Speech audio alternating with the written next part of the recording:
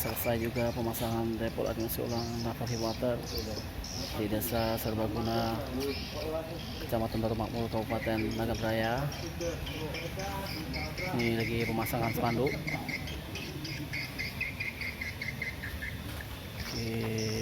Ini Pak Bos kita, owner depotnya.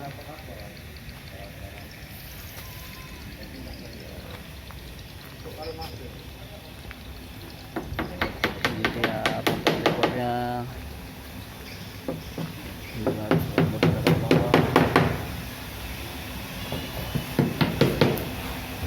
Napavi Water.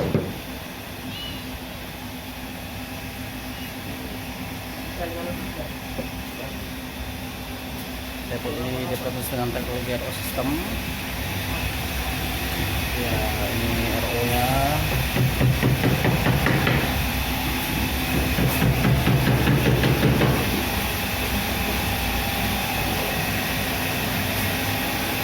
Oke, sekarang kita beres-beres kemudian pulang ke Medan. Semoga berkemudahan dan kelancaran serta keselamatan kepada kami sampai akhir pulang ke rumah di Medan. Alhamdulillah.